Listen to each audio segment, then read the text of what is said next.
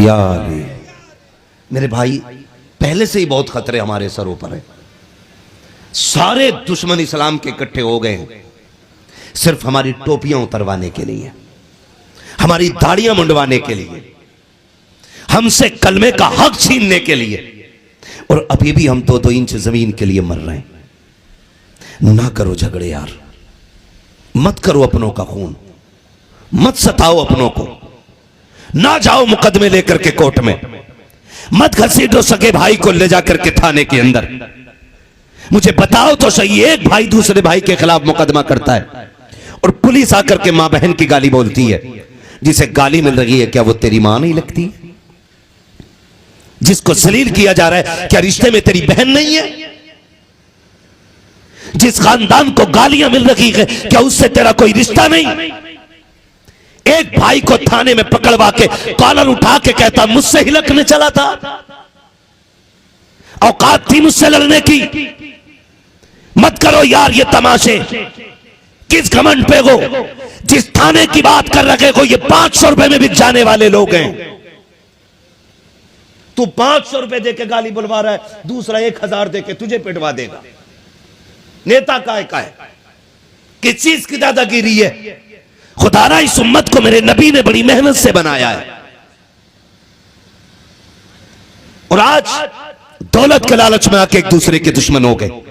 अब वक्त झगड़ों का नहीं है, अब वक्त प्यार बांटने का है, अब मोहब्बतें तकसीम करने का है। क्या चला गया अगर 20 बीसा भाई ने ले ली? क्या चला जाएगा अगर 20 बीसे में किसी ने दीवार खड़ी कर दी? क्या चला जाएगा अगर किसी भाई के ऊपर एक मार्केट की दुकान ज्यादा चली गई? यार मैंने माना कि उसने नाजायज कब्जा किया है, लेकिन तू भी तो मुस्तफा का कलमा पढ़ता है, तू भी तो रब का बंदा है। जा रब की रजा के लिए तू उसे माफ कर दे, कह दे जा मैं तेरी बेईमानी नहीं, बाप का चेहरा देख के माफ कर रहा हूं, खुदा तुझको मोहम्मद का उम्मती देख करके माफ फरमा दे। बदलो। नारे तकबीर, नारे रिसालत, मसलके आला हजरत, उलमाए अहले सुन्नत, मुफ्ती अहमद मुरादाबादी, मुफ्ती अहमद मुरादाबादी, नारे तकबीर, नारे रिसालत।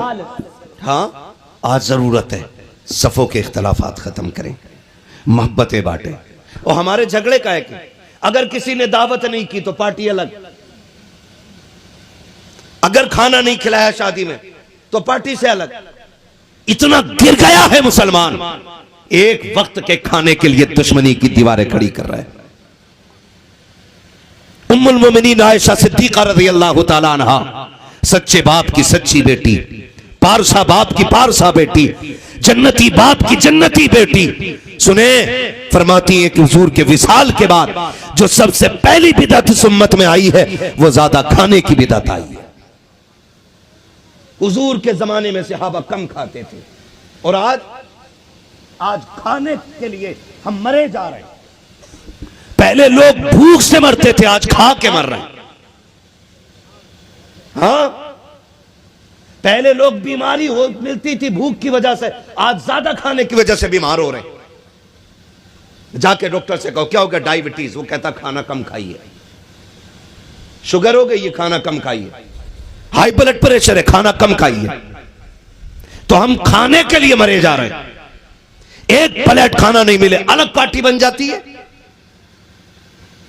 एक बंदा दावत न खिलाए, ओहो जी उसने खिलाया नहीं, आज के बाद दुआ सलाम बंद कर देंगे, आज के बाद उससे मिलना जुलना बंद कर देंगे। ये भी तो हो सकता है जो बेटी की शादी कर रहा है उसके पास खिलाने का हिसाब ना हो। ये भी तो हो सकता है जिसके दरवाजे से आज बेटी रुखसत हो रही है उसने मुश्किल से बेटी की रुखसती का इंतजाम किया हो। तू एक प्लेट के लिए मर रहा है। अगर एक वक्त का खाना नहीं मिलेगा तू मर नहीं जाएगा। तूने मोहम्मद अरबी का कलमा पढ़ा है जिन्होंने सिर्फ खाना नहीं बल्कि कायनात को खिलाना सीखा है। और खुदा की कसम आज भी बरेली से आवाज आती है, कौन देता है? देने को मुंह चाहिए, देने वाला है सच्चा हमारा नाम। उसकी उम्मत खाने के लिए मर गई है, उसकी उम्मत खाने के लिए मर रही है, उसकी उम्मत को रोटियों का लालच आ गया। निकलो, कह दो अब रिश्ते रोटी की बुनियाद पे नहीं मदीने वाले मुस्तफा की निस्बत की बुनियाद पे रखे जाएंगे। तैयार है इंशाअल्लाह? कई बार कहते मेरी मूंछ का मसला है जी, मैं सलाम नहीं करूंगा, मैं सलाम नहीं करूंगा। कमेटी हुसैनी है, सोहराब ने भाई ने भी पढ़ा हुसैन, इमाम हुसैन के ऊपर। उनसे पहले जो गुफ्तगू हुई उसमें भी करबला का तस्करा था। आपसे पूछूं हमारे किरदार में हुसैन कितने हैं? खाली या हुसैन कहने से हुसैनी हो जाएंगे हम? खाली मौलाए कायनात का नाम लेने से हम मौलाए कायनात वाले हो जाएंगे? आज कह रहा जाओ जाके माफी मांग लो, कह रहा नहीं मांगूंगा। कहा क्यों? कहा मुझे शर्म आती है। कहा तेरा बड़ा भाई है तो क्या हुआ? कहा थप्पड़ तो उसने मारा था ना, मैं क्यों माफी मांगू? आज ये मूंछ आ जाती है। सुने, हसनैन करीमैन के दरमियान किसी शय को लेकर के अनबन हो गई, नाराजगी हो गई दोनों भाइयों में। बर्तन एक जगह होते तो खड़कते भी है, और इसका मतलब यह नहीं होता कि बर्तन घर के बाहर फेंक दिए जाएं। भाइयों में अनबन हो सकती है, इसका मतलब यह नहीं है कि जेलों में डाल दिया जाए। इसका मतलब यह नहीं है कि दीवारें खड़ी कर दी जाएं कि इसकी सूरत नहीं देखनी है। सोन, दौलत मेहनत से मिल जाती है, रिश्ते खुदा की रहमत से मिला करते हैं। तरस जाओगे जिस दिन भाई का जनाजा उठ जाएगा, मर जाओगे भाई लफ्ज सुनने के लिए जिस दिन भाई कहने वाला नहीं होगा। आज दीवार खड़ी कर लेता है बीच में ताकि इसकी शक्ल न देखनी पड़े। यह दीन नहीं है, इसको शरीयत नहीं कहते। आज एक मूंछ के लिए कहा मैं माफी नहीं मांगूंगा। क्यों माफी मांगू? ओ भाई, इससे भी बड़ा रोना यह है उम्मत के लिए, खुदा की कसम खा के कहता हूं, सगे भाइयों में अनबन होती है, सगे भाइयों में अनबन होती है। और अनबन के चलते मैं हर भाई से गुजारिश करूंगा, तुम्हारे घर के झगड़े हो तो घर वाले बैठ के फैसला करें, तीसरे बंदे को लाने की जरूरत नहीं है। जब भी फरीकैन के दरमियान तीसरा आएगा फसाद बढ़ेगा। और अगर लाना ही है तो किसी अल्लाह वाले को लेके आइए, वरना मैंने देखा है लोग लड़ा के फिर पंच बन के बैठते हैं ताकि हराम की चाय पीने के लिए मिल जाए। मैं इतना सख्त इसलिए बोल रहा हूं कि मुझे किसी की चाय से लेना देना कोई नहीं है। मेरे बाप कहते हैं बेटे हमेशा याद रखना, गरीब की हाय और अमीर की चाय से बचते रहना, इसलिए कि ना अमीर की हाय खाली ना गरीब की हाय खाली जाती है और ना अमीर की चाय खाली जाती है। ये याद रखना मेरी बात। मेरे बच्चों एक एक बात दिल पे लिख लेना, अगर न समझोगे तो डॉक्टर इकबाल का वो शेर भी याद रखना, न समझोगे तो मिट जाओगे हिंदी मुसलमानों, तुम्हारी दास्तां तक भी न होगी दास्तानों में। तुम्हारे घर के झगड़े हो ना, घर वाले बैठ के सुलझाइए। भाई भाई का मुकदमा है, दोनों बैठ जाए और कहते चल यार जा, तुझ पे छोड़ दिया भाई, ये तो मेरा, ले ले जितनी चाहिए। मैं समझता हूं खुदा की कसम, अगर एक खून में इतनी गैरत होगी ना तो दूसरा इतना बेगैरत नहीं होगा जो तेरी छीन लेगा। कहता फिर कहेगा चुप, मुझे तेरी भी हराम की नहीं चाहिए। जिस बाप की कमाई तूने खाई है उसी की कमाई मैंने भी खाई है। अगर तुझे भी हराम की नहीं चाहिए तो जा, मुझे भी हराम की नहीं चाहिए।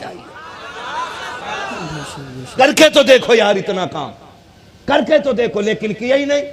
गुड्डू तू फैसला कर दे, पप्पू तू फैसला कर दे, और पप्पू इतना चुगलखोर है उसके पास जाके बैठा, मानियो मत जल्दी से, आ गया घुटनों पे, बस नाक रगड़ने की देर है। इधर इसके पास गया, कह रहा पहले उससे बात कर ले, उससे कह रहा कितने में मान जाएगा, कह रहा मैं इसमें मानूंगा। कहा इतनी जल्दी? मानिए मत जब तक उसे घुटने पे ना ले आए। ये दुनिया तमाशा देखती है, ये लड़ा करके मजे लेते हैं तुमसे। ओ भाई याद रखना, जमीन उतनी गर्म होती है जितने पे आग जलती है, उससे ज्यादा गर्म नहीं होती है।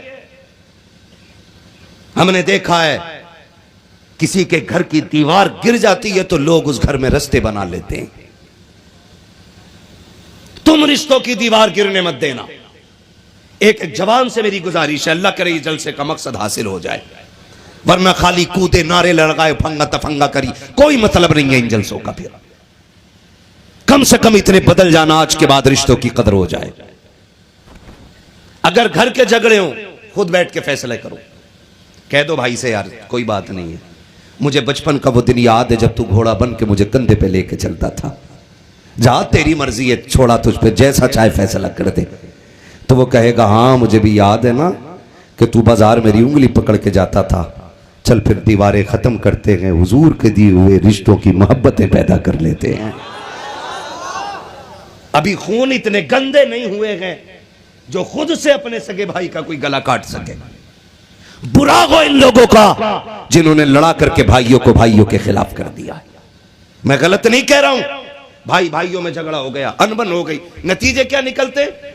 उससे कहते हैं पार्टी करो भाई कोई। कहा क्या?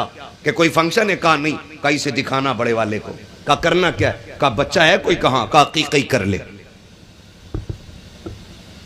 बता रहा हूं ये तीसरे बंदे की बात। कहते हैं अकीक़ा कर ले। कहा क्यों? कहा उसकी दावत नहीं करेंगे, उसे औकात पता चल जाएगी।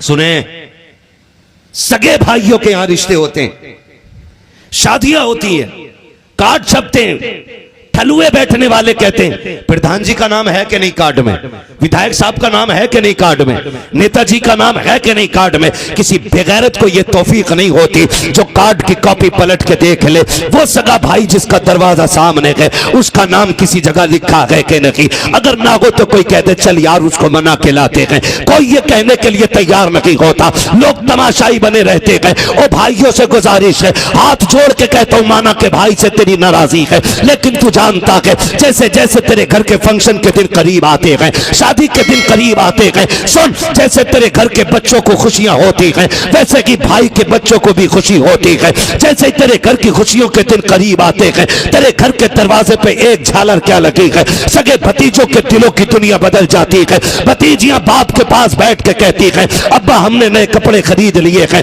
चचा बुलाएगा तो हम जाएं या ना जाएं। जब इतनी बात बाप से बच्चे कहते हैं बाप की आंख में आंसू आ जाते हैं। वो सोचता है अगर अना बीच में ले आता हो तो मेरे बच्चों की खुशियों का गला घुट जाएगा, और अगर हाँ कह देता हो तो मेरे अना का खून हो जाएगा। बाप फैसला करे तो क्या करे, बच्चों के आगे बाप गर्दन झुका के बैठ जाता है। फिर आखिर में बाप को फैसला करना रहता है बेटे झगड़ा मेरा है, बच्ची झगड़ा मेरा है, तूने कपड़े भी खरीद लिए हैं, तैयारी भी करनी है। ए शहजादी जाओ इतनी छूट देता हो, अगर एक बार भी चचा आ जाए तो मेरा इंतजार न करना, तुम जाके खुशियां मना लेना। और तुम्हें खुदा का वास्ता तुम अमीरों के दरवाजे पे जाते हो, कार्ड लेकर के दावतें देते हो, नेताओं को जाकर के तुम अपने घर की दावत देते हो, और तुम्हें खुदा का वास्ता तुम्हें अपनी इज्जत की फिक्र बनी रहती है, तुम्हें अपनी शौकत की फिक्र बनी रहती है। अगर ख्याल नहीं आया तो उन भतीजों का ख्याल नहीं आया जो बंद दरवाजे के पीछे आंसू बहाते रह गए। अगर तुम्हें याद नहीं आई तो उस भतीजी की नहीं आई जो 3 दिन पहले से कपड़ों की तय करके बैठी रही थी कि चचा के घर ये कपड़े पहनने के। तुमने अपनी इज्जत की खातिर सगे भतीजों की खुशियों में आग लगा दी, तुमने अपनी अना की खातिर भतीजियों को लावारिस बना दिया। कि क्या करोगे ऐसी शादियों का? दरवाजे पे बारातें आई हैं, सगे बाप ने दरवाजा नहीं खोलने दिया, बेटी कहती रह गई अब्बा दूल्हा तो देख लो। बाप ने कहा ना बेटी, गैरत का सवाल है। चचा ने पूछा तक नहीं है, दरवाजे पे जाने की इजाजत नहीं है, और तेरे दरवाजे पे अमीर भी खा के चले गए हैं, दुनिया खा के चली गई है, नेता ने भी खाया है, विधायक ने भी खाया है, रखी बची हड्डियों को कुत्ते भी खा के चले गए। अगर नहीं आया तेरे दरवाजे पे तो सगा भतीजा नहीं आया है, अगर नहीं आया तेरे दस्तरखान पे तो सगा भाई नहीं आया है। कल बैठ के बातें करोगे कि नेता भी आया था, विधायक भी आया था, कितनी बड़ी बड़ी गाड़ियां थी, गनर के साथ लोग आए थे। याद रखना ये बातें 4 दिन बाद दफन होकर रह जाएंगी, कोई पूछने वाला नहीं होगा। अल्लाह की इज्जत की कसम खा के कहता हूं दुनिया तेरे दस्तरखान पे आ जाए तो क्या आई है, अगर दरवाजे पे भाई नहीं आया है तो कोई नहीं आया है, भतीजे नहीं आए हैं तो कोई नहीं आया है। मत बुलाओ नेता को, अगर इज्जत यहां भी बढ़ानी है वहां भी बढ़ानी है। मत बुला मंत्री को, सगे भाई के पैर पकड़ ले, उसे ला के बैठा दे। मैं नहीं जानता दुनिया क्या कहेगी, तू सगे भाई को मना ले।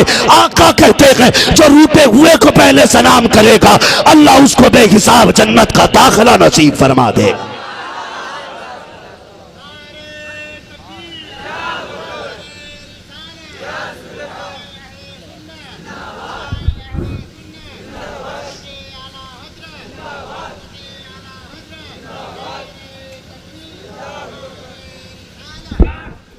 करेंगे इंशाअल्लाह, राजी करेंगे अपनों को।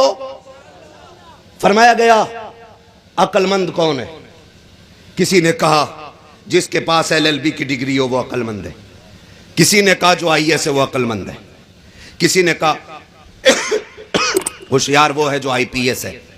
मगर जानते हो, एक अक्लमंद ने कहा था, होशियार वो नहीं है जिसके पास डिग्री बड़ी है, होशियार वो नहीं है जिसकी कुर्सी बड़ी है, होशियार वो नहीं है जिसकी पोस्ट बड़ी है, काफिर का होशियार वो है जिसका दिल बड़ा होता है।